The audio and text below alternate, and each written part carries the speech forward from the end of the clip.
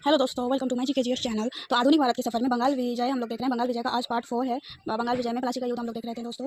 तो मीर जाफर बंगाल का नवाब बनता है। मीर जाफर जो है वो अंग्रेजों के कठपुतली की तरह कार्य कर रहा था, लेकिन इसके बाद जो शासक बंगाल का नवाब बनता है वो था इसका दामाद मीर कासिम। ठीक है दोस्तों। तो मीर कासिम जो है वो अंग्रेजों के कठपुतली की तरह कार्य नहीं करता है। ये क्या करता है, तो अंग्रेजों के विरुद्ध कार्य करना शुरू कर देता है और उसने अलग होकर अपने स्वतंत्र कार्य करे। और वे कार्य कुछ इस प्रकार है। वही कार्य जो ये किया था वो हम लोग आज देखेंगे।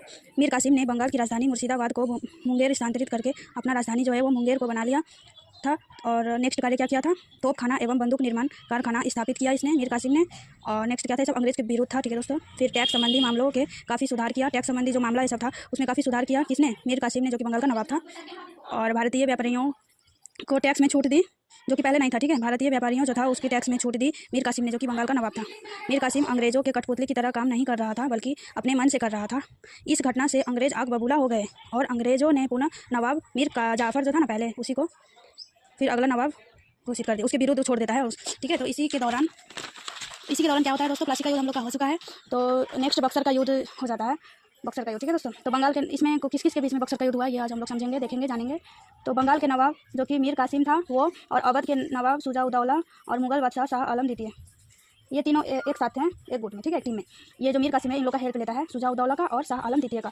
और विरोध किसके विरोध लड़ता है, तो ईस्ट इंडिया कंपनी के हेक्टर मुनरो, जो कि अंग्रेजी सेना का लीड कर रहा था। ठीक है, इसके तरफ से ये हेक्टर मुनरो लड़ रहा था। किस किसके बीच में पूछेगा तो ये हम लोग याद रखेंगे, मीर कासिम, शुजा-उद-दौला, शाह आलम द्वितीय वर्सेस ईस्ट इंडिया कंपनी के हेक्टर मुनरो।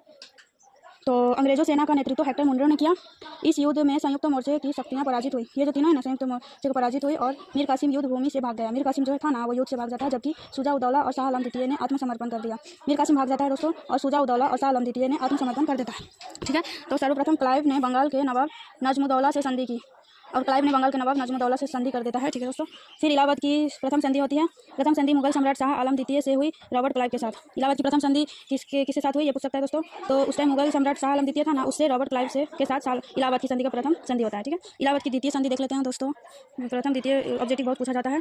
तो यह संधि अवध के नवाब शुजा-उद-दौला, जो कि ये शुजा-उद-दौला था अवध के नवाब, ठीक है, जो कि बक्सर का युद्ध लड़ा था, वही है, से हुई। इस संधि की मुख्य शर्तें भी थे रॉबर्ट क्लाइव के साथ। ठीक है, तो शर्तें थे 1765 से 1772 ईस्वी तक बंगाल में दैंत शासन चलता रहा। 1772 में वारेन हेस्टिंग्स बंगाल का गवर्नर बनकर आया। वारेन हेस्टिंग्स बनता है, ठीक है, कब, 1772 में बंगाल का गवर्नर बनकर आया। इसने दैंत शासक को समाप्त कर दिया। फिर बंगाल में कंपनी का शासन स्थापित कर दिया। किसने किया ये पूछ सकता है। ठीक है दोस्तों, 1772 में वारेन हेस्टिंग्स बंगाल का गवर्नर बनकर आया था। इसने ही दैंत शासन का समाप्त कर दिया, ये पूछ सकता है, और बंगाल में कंपनी का शासन स्थापित कर दिया। ठीक है दोस्तों। तो हम लोग का इलाहाबाद का प्रथम संधि, द्वितीय संधि सब हो चुका है।